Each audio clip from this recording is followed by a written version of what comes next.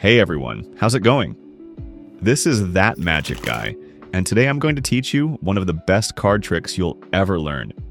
It's one of those effects that look completely impossible to anyone watching. It feels like pure magic, and the best part is, you don't need to practice for hours on end to master it. So grab your deck of cards, sit back, and let's jump straight into the magic. Imagine this, you're performing for a friend. You spread out the cards and say, "Before we start, I'm going to make a prediction." You take out one card from the deck, keep it face down, and say that this card will predict something that's going to happen in just a minute. You don't show them what it is yet, you just let that little mystery hang in the air. Then you hand the deck to your spectator and tell them to cut it into 3 piles. They can cut anywhere they want. The choice is completely theirs. No forces, no restrictions.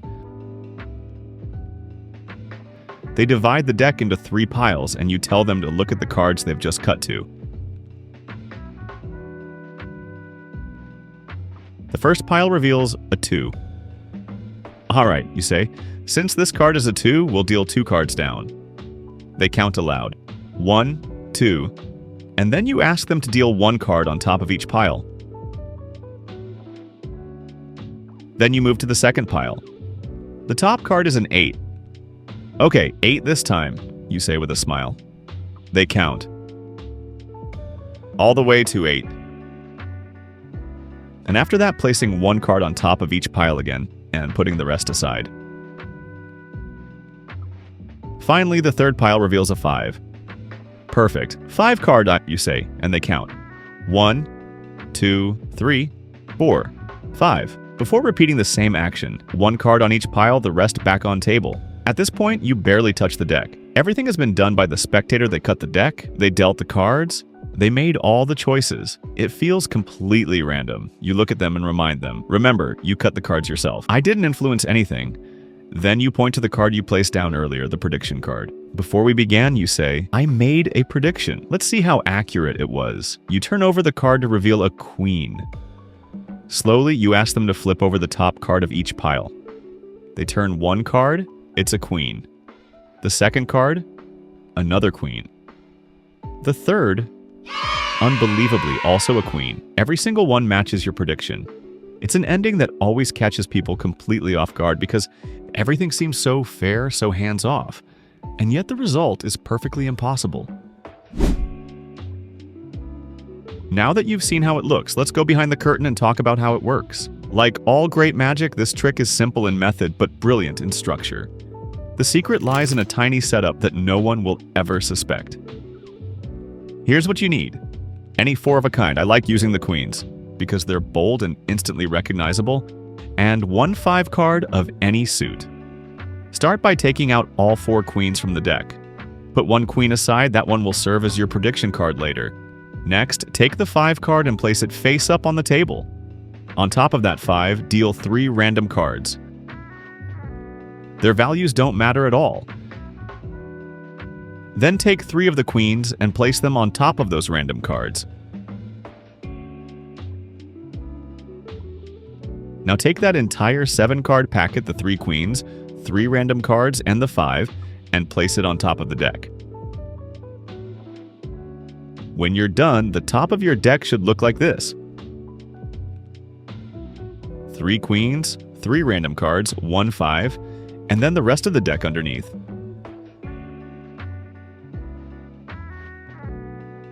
The last queen, the one you kept aside earlier, is placed somewhere into the middle of the deck. That's your prediction card. With this setup done, you're ready to perform. When you start the trick, you want to make it look like you're shuffling the deck casually, but in reality, you must keep that little stack on top untouched.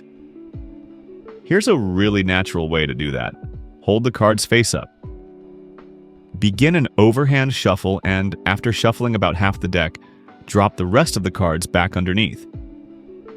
From the audience's perspective, it looks like you gave the deck a fair shuffle, but the order of your top stack remains exactly as it was.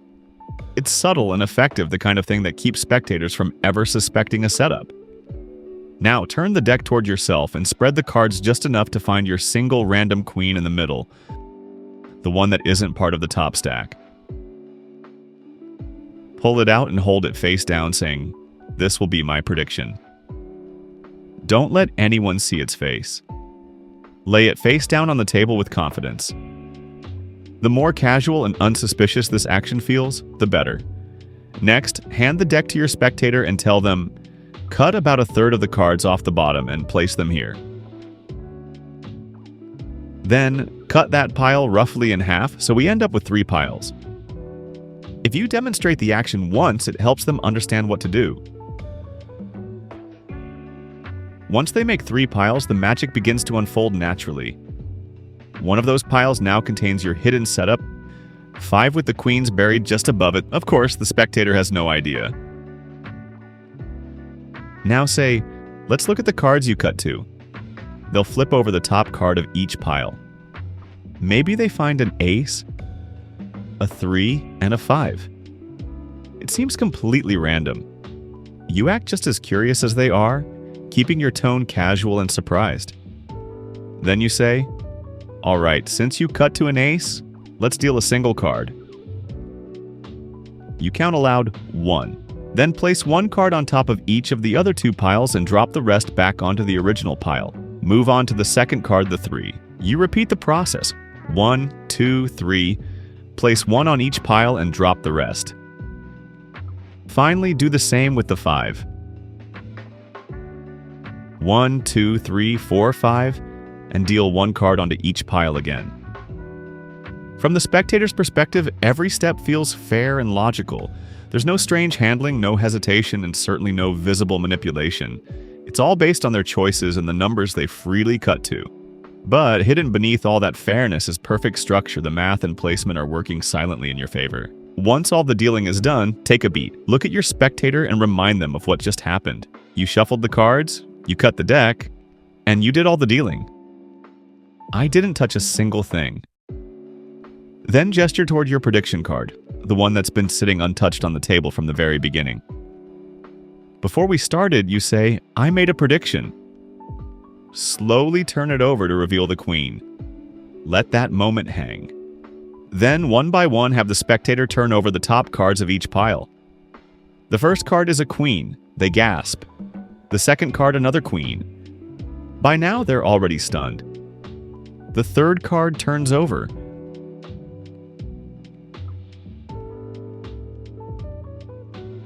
A third queen. The table explodes with laughter, disbelief, or both. The reaction is always amazing because to them, this felt like a completely hands-off miracle. And that's it, that's the trick. It's one of those effects that packs a real punch because it feels so random yet ends so perfectly. The method is simple, but the impact is huge. This is what makes it so strong. The deck was in the spectator's hands the whole time and you never appeared to influence anything. It's a perfect example of how structure and psychology combine to create magic that feels real. Practice this a few times to get your rhythm right. Make sure your counting feels natural, your shuffling looks casual, and your explanation flows smoothly. Once you can perform it without thinking, you'll see just how impossible it looks. Then go out and show it to someone. Watch their expression change as they realize every choice they made somehow led to an impossible outcome. That moment when logic shuts down and wonder takes over, that's the true reward of being a magician. Remember, magic isn't only about tricks. It's about connection. It's about creating that brief, beautiful moment where someone forgets reality and just feels amazed. So go practice this, share it, and make someone's day a little more magical. If you like this tutorial, please give the video a thumbs up. It really helps me continue making more magic for you. And if you haven't subscribed yet, hit that subscribe button right now because every week I'll be posting more incredible tricks like this one, easy to learn, powerful to perform, and guaranteed to blow minds. Thanks so much for watching, and I'll see you in the next one. Until then, keep practicing, keep performing, and as always, keep spreading that magic.